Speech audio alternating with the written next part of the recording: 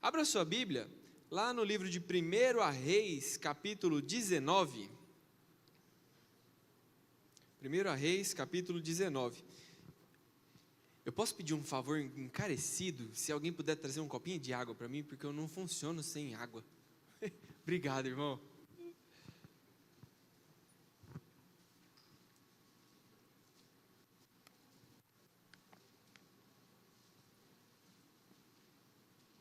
Primeiro Reis, capítulo 19.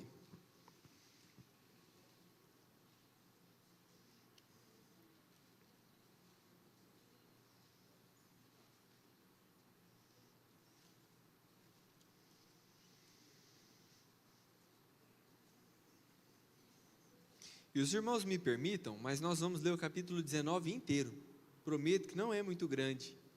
E eu acabei de me recordar aqui, acabei nada, eu estava sentado ali me recordando de uma memória que me trouxe uma alegria muito grande. Eu me recordo de quando eu era criança, todas as vezes que a gente ia ler a Bíblia na igreja, a gente ficava de pé.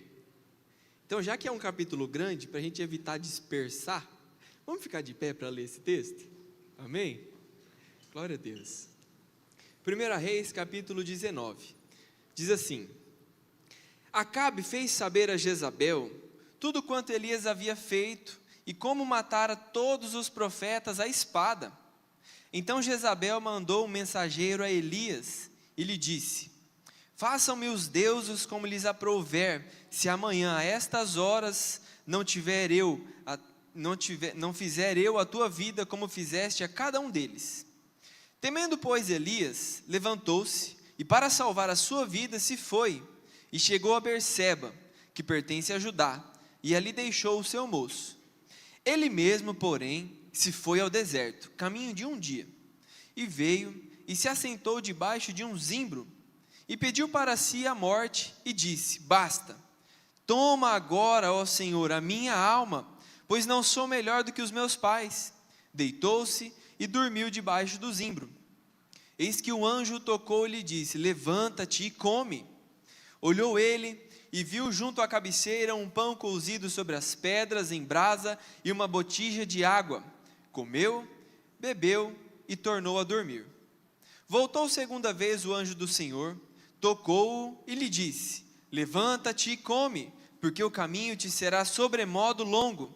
Levantou-se, pois, comeu e bebeu. E com a força daquela comida caminhou 40 dias e 40 noites até Horebe, o monte de Deus.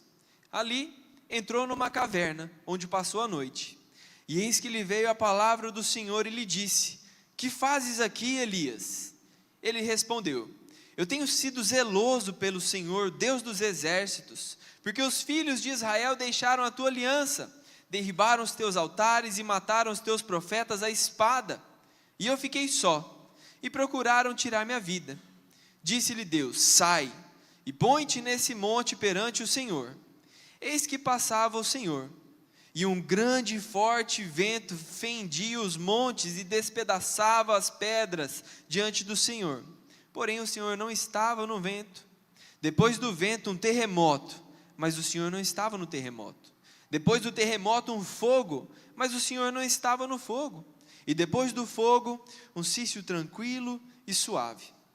Ouvindo Elias, envolveu o rosto no seu manto, e saindo, pôs-se à entrada da caverna. Eis que lhe veio uma voz e lhe disse: Que fazes aqui, Elias?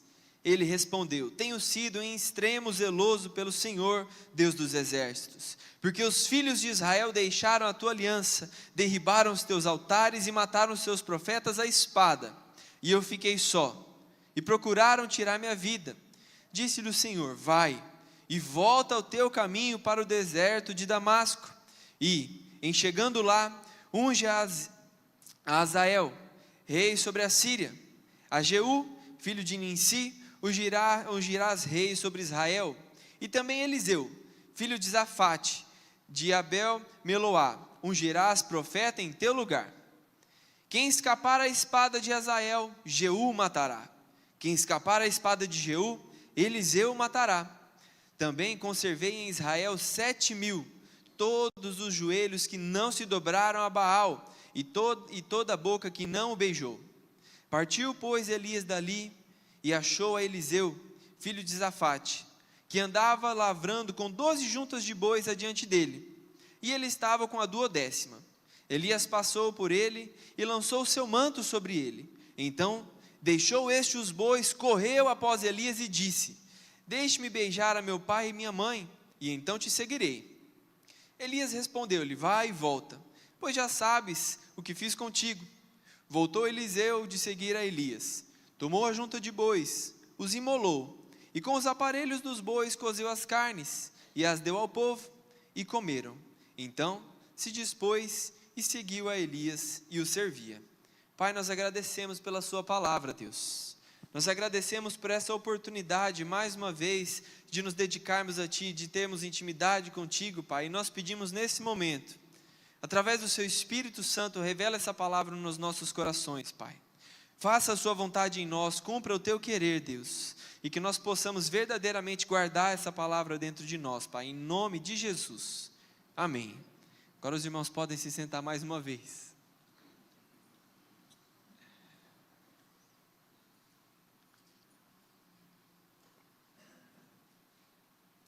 Nós estamos no mês de setembro e, usualmente, no mês de setembro, a psicologia e até mesmo nós como igreja, damos atenção muitas vezes ao assunto da valorização da vida. Então, provavelmente nesse mês você ouviu temas sobre ansiedade, depressão, suicídio, certo?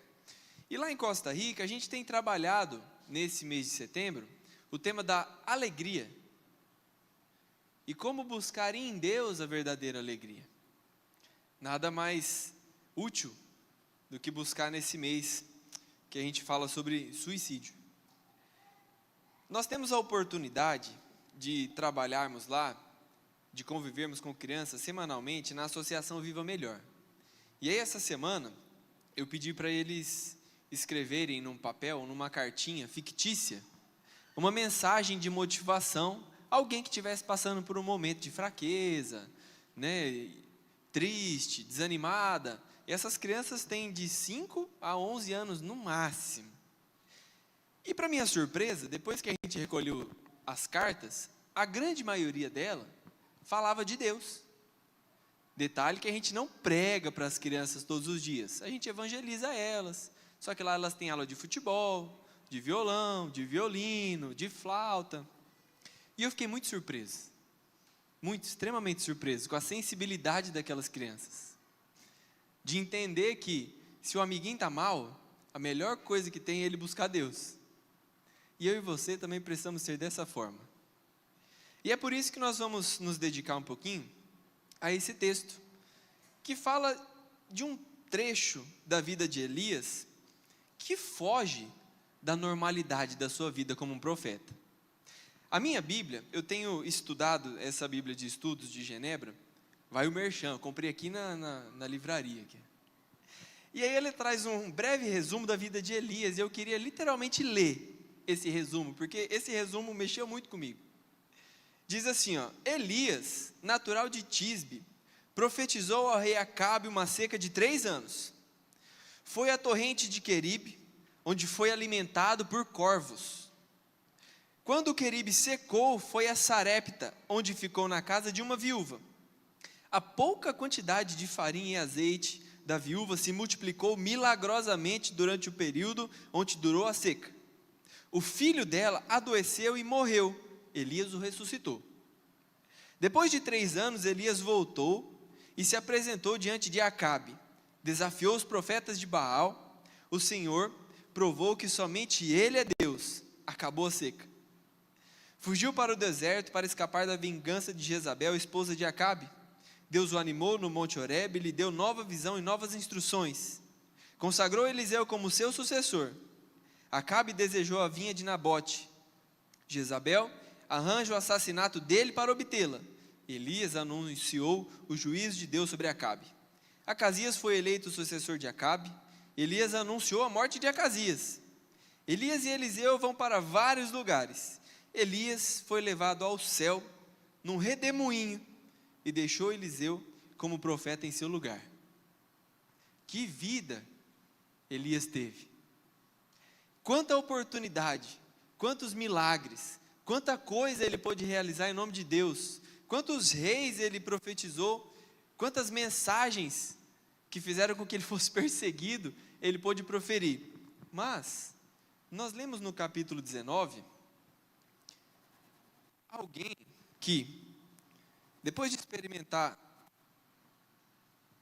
experiências com Deus, depois de ser instrumento para muitos milagres, tendo uma vida de extrema fidelidade a Deus, adorava o Senhor, cumpria a sua vontade, mesmo assim, nós nos deparamos com um Elias deprimido.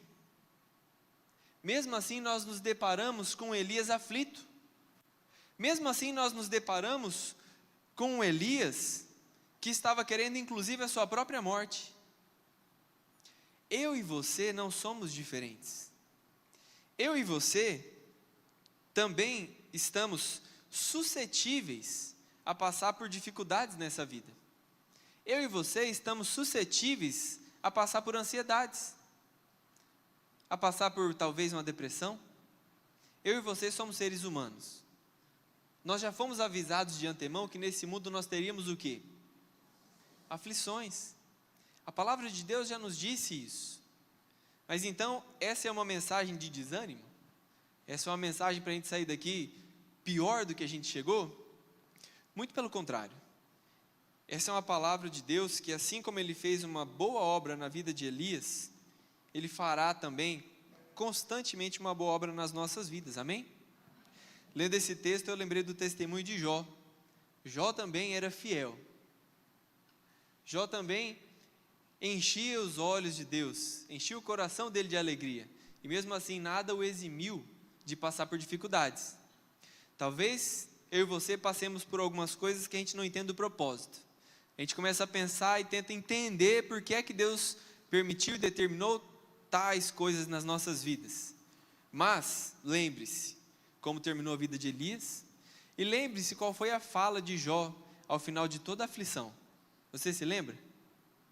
Ele agradeceu a Deus por tudo que ele tinha passado, porque mesmo tendo sofrido, porque mesmo a morte sendo a melhor saída humana para ele, no final da sua vida, ele disse para Deus que ele conhecia apenas de ouvir, mas agora ele conhecia Deus de fato, cara a cara. Amém? Essa é a palavra de Deus para nós. Deus nunca, absolutamente nunca abandonou Jó, nunca abandonou Elias e também nunca nos abandonou. Jó também nunca abandonou Deus. Elias nunca abandonou Deus. Eu e você também não podemos abandonar Deus, amém? O interessante de a gente estar em outra igreja é que eu vou contar um testemunho que provavelmente a maioria não conhece. Então, se você já conhece, você vai ouvir mais uma vez, e se você não conhece, vai ser de primeira mão. Mas é um testemunho muito especial, porque essa igreja aqui foi instrumento nesse testemunho. Há muitos anos atrás, eu não vou revelar quantos, nós fazíamos parte de um acampamento, lá na fazenda do seu Hilário. E aí, como nós dissemos, né, o fogo caindo, Deus fazendo a obra, o Espírito Santo agindo, pessoas falando em línguas, pessoas se derramando na presença de Deus, e eu no meio do salão plantado, com as mãos para baixo, sentindo nada, não conseguia nem cantar, frio, congelado. E aí, eu já não sou espalhafatoso, né? Tem gente que gosta de falar alto, e não é muito meu estilo. E eu de boca fechada, absolutamente fechada, comecei a orar a Deus, e questionar a Deus por que é que Ele tinha se afastado de mim. Comecei a questionar a Deus por que é que todo mundo estava sentindo a presença dEle e eu não. De boca fechada. E aí, nesse exato momento, chegou alguém por trás de mim, que eu não faço ideia de quem seja, se tiver aqui, amém. Não faço ideia de quem seja. Colocou a mão no meu peito e nas minhas costas, parecia que era um ferro de passar roupa, assim, ó, quente.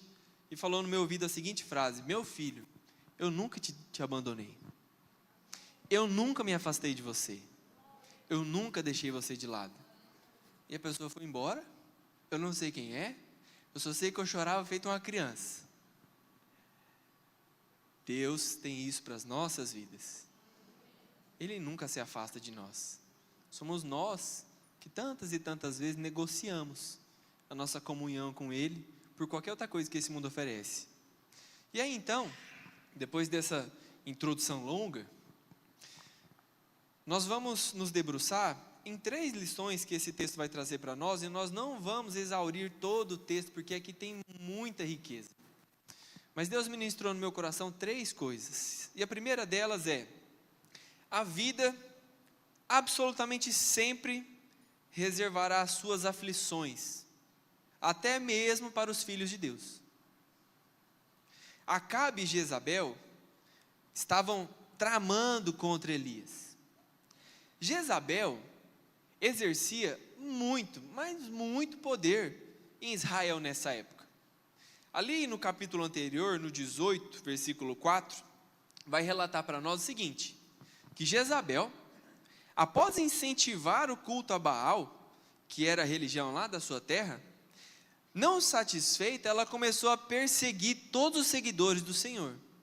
E não satisfeita, ela matou os profetas do Senhor. Quem já assistiu aqui desenhos bíblicos, e quando eu falo desenhos bíblicos, é isso mesmo, você coloca no YouTube, desenhos bíblicos, vai aparecer uma classe só de desenho. Você vai encontrar Elias, parecendo um Hércules, né?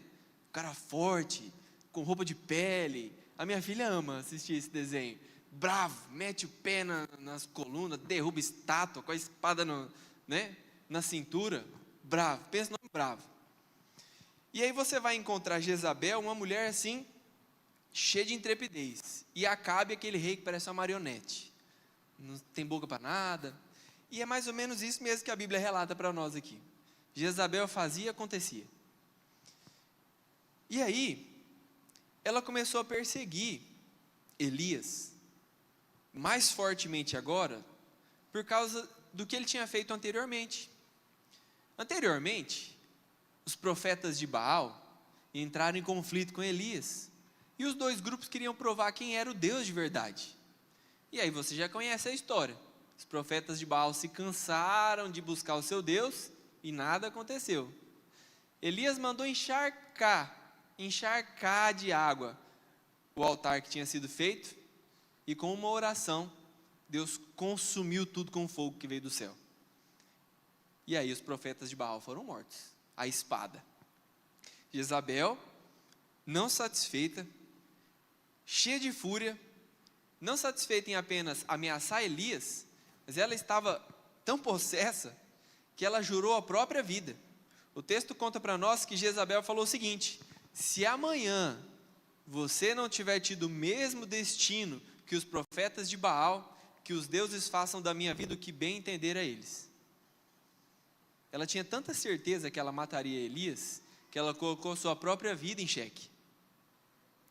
E então, cheio de temor, cheio de medo, Elias fugiu. Eu esperava, por tudo que Elias já tinha feito aqui, que ele continuasse enfrentando, mas ele não aguentou. Deus tinha feito tanta coisa, tantos milagres, e mesmo assim aquele povo não abriu os olhos.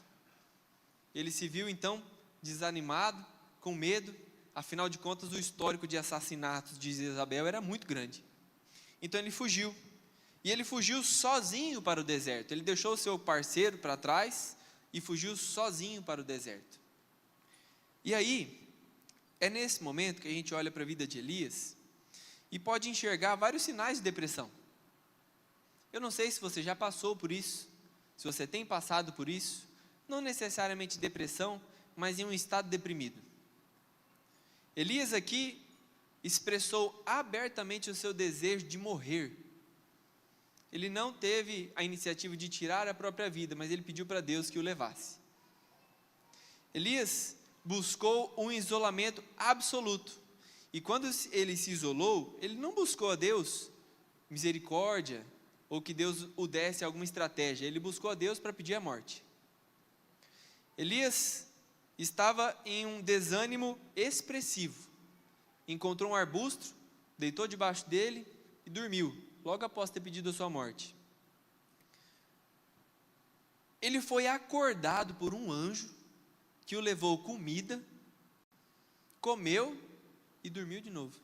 Eu não sei você, mas se eu fosse acordado por um anjo, dificilmente eu ia cair no sono de novo. E dormiu mais uma vez. É um cenário absolutamente triste. Qualquer pessoa pode se enxergar nessa situação. Nós não estamos falando aqui de simplesmente qualquer pessoa. A gente está falando de um grande profeta. Então, o que nós precisamos entender com esse início do capítulo? Eu e você somos seres humanos. A caminhada nesta terra não vai ser nem um pouco fácil. Eu e você, além de habitarmos numa terra cheia de dificuldades e aflições, precisamos ser cristãos genuínos. O que vai acarretar nas nossas vidas, assim como acarretou na vida de Elias, possivelmente perseguições. Mas que isso não seja motivo de desânimo para nós, mas seja motivo de grande honra, de grande alegria, porque se nós formos perseguidos por defender a nossa fé, então que Deus nos sustente para passar dia após dia de maneira firme, amém? E aí, nós vamos para a segunda lição. Deus absolutamente está sempre presente conosco, inclusive no deserto, amém? Elias fugiu de Acabe e Jezabel, foi ficar só, não foi necessariamente buscar a presença de Deus para se animar, para se reerguer, para ser fortalecido no Senhor. Ele se isolou e buscou a sua própria morte. Eu e você, possivelmente, já passamos por um, entre aspas, deserto. Aqui Elias estava passando por um deserto literal e por um deserto metafórico, certo? Mas para a gente entender, o deserto é um lugar de extrema, via de regra, né? A não ser Dubai, de extrema pobreza. É no deserto que a gente vê cara a cara a escassez de recursos. É no deserto que, se a gente não tomar cuidado, a gente enxerga coisas que não existem, como por exemplo as miragens. Eu estou falando metaforicamente, na sua mente aí você pode viajar, talvez até em uma experiência pessoal. É no deserto que provavelmente vai bater o desespero em nós. Elias passou 40 dias no deserto. Você se recorda de mais alguém que passou 40 dias no deserto também? O próprio Cristo. Lá em Lucas 4 e Mateus 4 você vai encontrar essa passagem. Só que também é no deserto que a gente vai ter a oportunidade de ver grandes milagres acontecendo. Também é no momento de deserto, é no momento de fragilidade, que a gente vai poder experimentar verdadeiramente a provisão divina. Eu e você temos grande facilidade, estamos absolutamente suscetíveis a confiar na nossa própria força. Às vezes me parece que o homem um pouco mais. Parece que a gente quer necessariamente mostrar até para Deus que a gente é forte, que a gente pode, que a gente quer vencer. Mas homens e mulheres podem cair nesse erro facilmente. Você se recorda do povo de Israel no deserto? Quantos milagres eles puderam ver? Eles foram alimentados, eles beberam, eles viram o mar se abrindo, eles viram esse mesmo mar que se abriu engolindo seus inimigos, e por aí vai a lista de milagres que eles puderam ver. Mas mesmo assim, volta e meia eles se desviavam. Volta e meia eles esqueciam daqueles milagres e abandonavam o Deus que tinha feito o milagre na vida deles. Quando eu e você passarmos por um deserto, a gente precisa ter em mente que Deus vai estar lá conosco, que Deus vai estar presente nesses momentos. Talvez eu e você não vamos entender profundamente quais são os planos e os propósitos de Deus para a nossa vida naquele momento. O povo que saiu do Egito poderia ter chegado na Terra Prometida muito antes, Mas Deus tinha um propósito na vida deles no meio daquele deserto. Eu e você passaremos por esse deserto. Então que a gente não se concentre simplesmente nas dificuldades que Ele vai reservar para nós, mas se concentre nos planos e propósitos que Deus quer cumprir nas nossas vidas nesse período, amém? Deus está sempre conosco. Deus enviou um anjo com comida para Elias. Elias estava lá deitado, debaixo do zimbro, e aí o anjo trouxe pão quentinho, e você prestou atenção nos detalhes? Não era só pão, era um pão em cima de uma brasa quente. Deus é um Deus de detalhes. Deus é um Deus de cuidado. Ele sabe o que nós precisamos. Aquele pão quentinho em cima da brasa quente, com a botija de água. Deus quer dizer para mim e para você, que Ele te sustenta. E além disso, que Ele te conduz. O anjo não levou comida para Elias, porque ele precisava simplesmente existir por mais um dia. Elias comeu e dormiu de novo. Deus manda mais uma vez a comida. Só que nessa segunda vez, vem com um chamado. Deus levou Elias até o Monte Horebe. Ou você conhece esse monte como outro nome, o Monte Sinai, que foi o mesmo lugar onde Deus se revelou para Moisés. Deus tinha sustentado Elias fisicamente e também espiritualmente. Eu e a minha esposa, nós almoçamos hoje. Eu nem lembro o que eu almocei, gente, mas nós almoçamos. Você tem certeza que a gente almoçou. E aí, chegando aqui na cidade, a gente estava passando mal de fome já. Elias comeu aqui 2 pães e 2 botijas de água, e cruzou 40 dias por um deserto. 40. Se não é um milagre divino, eu não sei o que é. Se não é Deus sustentando ele fisicamente e espiritualmente, eu não sei o que é. O pastor Osmar participou de um propósito de 40 dias também. E aí nesse propósito aí, o corpo dele deu uma sofrida também. Acho que ele emagreceu uns 4 quilos mais ou menos. Mas ele não ficou 40 dias sem comer, Elias ficou. Então você entende que você pode até estar passando por esse deserto, mas busque em Deus o seu sustento. Busque em Deus a sua orientação. Busque em Deus que Ele te sustente em cada passo da sua caminhada. Porque nós poderemos até passar por isso, mas Deus vai nos sustentar.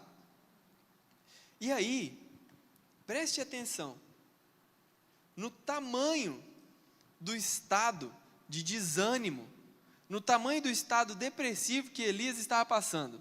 Nós não precisamos falar por tudo que Elias já tinha passado com Deus, mas ele estava lá, debaixo do arbusto, pedindo a própria morte, foi acordado por anjos, alimentado por Deus, conduzido 40 dias por um deserto, sem morrer, e aí quando ele chegou no monte, o que ele fez? Ele agradeceu a Deus e começou a louvar? O que ele fez quando ele chegou no monte? O mesmo monte que Deus tinha se revelado para Moisés, e Elias sabia disso. O que ele fez? Ele se escondeu numa caverna. Ele se escondeu numa caverna. Entenda o tamanho da desilusão desse grande homem de Deus. Quando você cruzar por um irmão na caminhada da fé, que não está passando por um momento fácil, que não está passando por um momento legal, digamos assim, de constante desânimo, não o julgue. Não adianta você chegar nele e falar assim, mas cara, Deus já fez tanta coisa na sua vida, e você está aí jogado às traças. Não vai adiantar. Se Elias passou por isso, nosso papel é orar, é dar força para esse irmão, é sustentar esse irmão. Essa semana um jovem chegou em mim e falou assim, Jefferson do céu, eu estou animado, cara, vamos fazer acontecer, vamos fazer acampamento, vamos falar com o senhor Hilário para nós levar um povo lá para a fazenda dele, vamos fazer alguma coisa. E pensa num cara animado, e no final da frase ele falou assim, mas você sabe, né? daqui a pouco pode ser que eu não esteja animado mais. Falei, cara, daqui a pouco quem vai estar animado vai ser eu para te sustentar. E nós vamos caminhar junto nessa caminhada de fé. Eu preciso de você. Você precisa de mim, nós de Cristo, né? Aquela musiquinha. Não precisa cumprimentar não, só dá uma olhadinha para o irmão que está do seu lado, atrás, na frente, só faz assim com o pescoço. Não vou falar para você falar nada, não vou te constranger. Você precisa dessa pessoa que está do seu lado. E essa pessoa que está do seu lado precisa de você também. Saiba disso. É por isso que nós somos igreja. É para isso que nós estamos nesse lugar. Não é para assistir um culto, é para cultuar a Deus junto com os nossos irmãos. Amém? Eu tenho certeza que é por isso que o pastor e os líderes dessa igreja incentivam você a participar presencialmente de todas as atividades. Comunhão. Amém? E aí, Elias, mais uma vez escondido, recebe uma palavra de Deus, é encontrado pela palavra que diz o seguinte: Elias, o que é que você faz aqui? E aí lá no versículo 10, Elias abre o seu coração para o Senhor, e ele diz assim: eu tenho sido zeloso pelo Senhor, o Deus dos exércitos, porque os filhos de Israel deixaram a tua aliança, derribaram os teus altares e mataram os teus profetas à espada, e eu fiquei só, procuraram tirar minha vida. E ele não faz isso uma vez, ele faz isso 2 vezes. Deus pergunta para ele: o que você faz aqui? E ele não entende o propósito de Deus, ele só começa a reclamar. E aí Deus então começa a preparar Elias para a sua grande revelação, assim como ele fez com Moisés lá em Êxodo 33, no versículo 11, Deus fala para Elias assim: sai e põe-te no monte, sai e põe-te no monte. E aí, eis que passava o Senhor. Primeiro aconteceu coisas que Elias já conhecia. Eis que passava o Senhor, e veio um vento muito forte. Eu não sei se aqui em Chapadão do Sul venta muito forte, mas em Costa Rica venta, rapaz. Esses dias atrás eu pensei que ia levar o telhado da minha casa. Venta. Só que esse vento que estava correndo aqui estava quebrando pedra. É o que a palavra diz. Um vento absolutamente forte, estrondoso, mas Deus não estava no vento. Depois do vento veio um grande terremoto, abalando com todas as estruturas daquele lugar, mas Deus não estava no terremoto. Depois do terremoto veio algo que estava fresquinho na memória de Elias, um fogo. E eu acredito que Elias pensou: agora eu vou encontrar Deus que derrotou os profetas de Baal. Mas Deus não estava no fogo. Tudo isso era o que Elias esperava. Eu e você, principalmente quando estamos passando por um momento de aflição, esperamos que Deus fale conosco de uma maneira específica, mas pode ser que Ele queira acabar com as suas expectativas. Elias era o cara do barulho, e Deus falou com ele no meio do silêncio. Naquele momento de deserto, Deus manifestou a sua presença em um quase silêncio. Deus contrariou as expectativas de Elias. Deus mostrou para Elias que silêncio não é inatividade divina. Eu li um livro no ano passado que chama Celebração da Disciplina. E aí, uma das disciplinas espirituais contidas nesse livro é a contemplação, que é quando você sai, principalmente para a natureza, para contemplar a criação de Deus. Não é orar, é contemplar. E a outra disciplina espiritual era meditação. Quando eu falo meditação, eu imagino alguém assim, né, com as pernas cruzadas. Não é isso. É levar a sua mente a Deus e esperar que Ele fale com você. Eu achei incrível. Provavelmente Elias nunca tinha experimentado isso que Deus fez com ele. Assim como Deus fez com Jó, Deus estava trabalhando com Elias também, mostrando para ele a verdadeira presença dele, mostrando para ele a sua verdadeira face, mostrando para ele que Deus fala do jeito que Ele quer falar, do jeito que nós precisamos ouvir, não simplesmente do jeito que nós queremos que Deus se manifeste. Afinal, Deus é soberano. Amém? E aí, a mensagem que Deus colocou para Elias, e Ele coloca para nós é: ouça o Senhor, ouça o Senhor, busque ouvir a voz de Deus, leia a palavra, busque a face dEle, se dedique em intimidade, não se concentre apenas em coisas às quais você já está acostumado, não se limite, e também não limite o agir de Deus na sua vida, amém? E aí nós chegamos na terceira e última lição. A sua vida, a minha vida, só vai ter sentido se ela for vivida para Deus. A lição 1 foi: essa vida sempre vai reservar suas aflições, inclusive para os seus filhos. A segunda, Deus sempre está presente, inclusive no deserto. E a terceira, a sua vida só terá sentido se for vivida para Deus. Deus não manifestou a sua presença naquele monte simplesmente para que Elias soubesse que ele estava ali. Assim como Deus também não falou comigo naquele acampamento, simplesmente para eu me sentir acolhido. Naquele acampamento eu recebi direções específicas de Deus para a minha vida. Minha esposa estava lá também, que não era minha esposa à época. Recebeu também direções específicas para a nossa caminhada juntos. Deus se manifestou para Elias porque ele ainda tinha muitas missões, muitos planos a serem executados na vida de Elias. Após Deus se manifestar, ele disse: vai e volta ao teu caminho. Vai e volta ao teu caminho. Elias, sai dessa caverna. Eu te sustento, eu te guio, eu te conduzo. Vai e volta para o teu caminho. Unge Azael rei sobre a Síria. Era muito comum profetas ungirem reis, certo? Agora, era absolutamente incomum um profeta ungir um rei estrangeiro, um monarca estrangeiro. Mas foi isso que Deus falou para Elias fazer. Deus quer te tirar da sua zona de conforto. Deus quer te tirar das coisas que você está acostumado a fazer. Deixe Deus trabalhar na sua vida. Unge então esse rei estrangeiro, mostrando para Elias que ele fala do jeito que ele quer falar, no tempo que ele quer falar, usando absolutamente quem ele quer usar. Você já leu a genealogia de Jesus? Você já se debruçou em quem são as pessoas que estão contidas na genealogia de Jesus?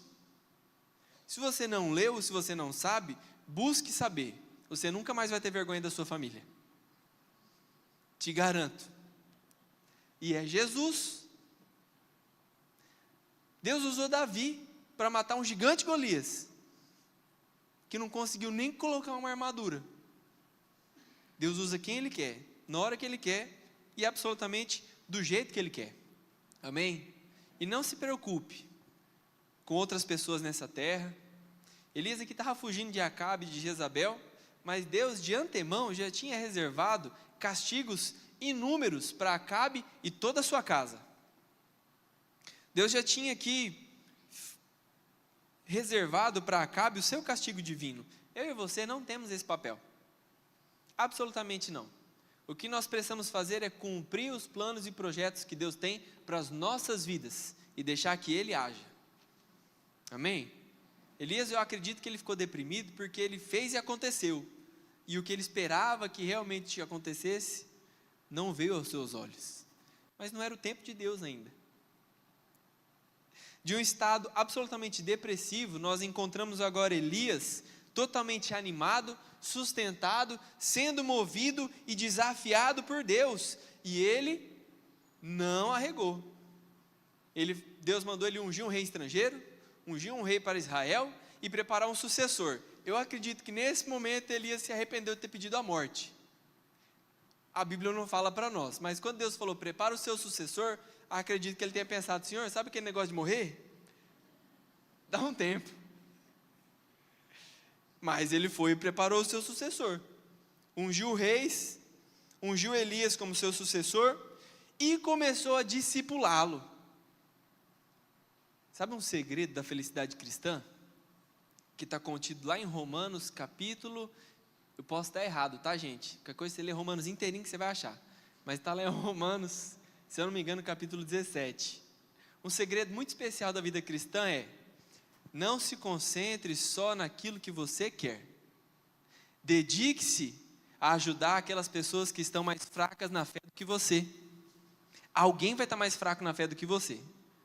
Você pode achar que não, mas você está aqui hoje, não está? Tem muitas pessoas que não estão. Você pode compartilhar o que Deus está falando com você nessa noite. Amém? Então ele começou a discipular Eliseu. E há uma alegria proveniente do Espírito Santo que está disponível para as nossas vidas, encheu o coração de Elias. E ele voltou a ter prazer no trabalho e na obra do Senhor. E aí, um extra que Eliseu preparou para nós. O chamado de Deus para as nossas vidas é extremamente desafiador. Mas assim como os discípulos de Jesus, Eliseu teve o manto de Elias nas suas costas e abandonou tudo. Matou os bois, deu para o pessoal comer e seguiu Elias. E não era para ser igual. Ele seguiu Elias para, hierarquicamente, que ser inferior, para ser ensinado, para servir. Mas a alegria acompanhava os seus passos, de Elias e de Eliseu. Amém? Então, concluindo, dias de luta, dias de desânimo, dias de doenças, dias de aflições, pode ser que dias de depressão, de desequilíbrio e desilusão, vão poder nos atacar, vão nos acometer, mas Deus nunca estará distante, Deus nunca nos desampara, Deus nunca nos deixa só. Uma coisa interessante sobre o pecado é que, após o momento da sua justificação, onde você é encontrado pela palavra de Deus, a culpa do pecado é retirada da sua vida, você continua sendo pecador, não é verdade? Então você pode simplesmente pecar displicentemente, porque você não vai perder a sua salvação? Qual que é a consequência do pecado? Depois que a pessoa foi justificada e tirada da culpa, qual é? A consequência do pecado, depois que você foi justificado, é a quebra da sua intimidade com Deus. Fala sério, quando você se distancia, mesmo já tendo Jesus já tendo o Espírito Santo dentro do seu coração, mas você se distancia, você se concentra em alguns pecados que você tem na sua vida, a sua intimidade com Deus fica absolutamente abalada, a sua comunhão com Ele fica abalada. É por isso que Davi orou assim: me devolve a alegria da salvação. Ele não orou, me devolve a salvação. A partir do momento que você foi encontrado pela palavra, e aí então você pode se considerar um eleito do Senhor, você não perde a sua salvação, mas a alegria da sua salvação pode sair do seu coração se você se concentrar nos pecados. Essa lição, eu consegui me aprofundar nela essa semana, estudando a Confissão de Fé de Westminster. Se você não conhece esse documento, leia ele na íntegra. Confissão de Fé de Westminster. Vai acrescentar doutrinas incríveis no seu coração e fortalecer a sua fé de uma maneira absurda. Amém? Deus é a solução. Ele te sustenta, Ele te conduz, e Ele tem planos e propósitos para a sua vida. Então ouça a voz dEle e busque seguir a vontade dEle. Amém?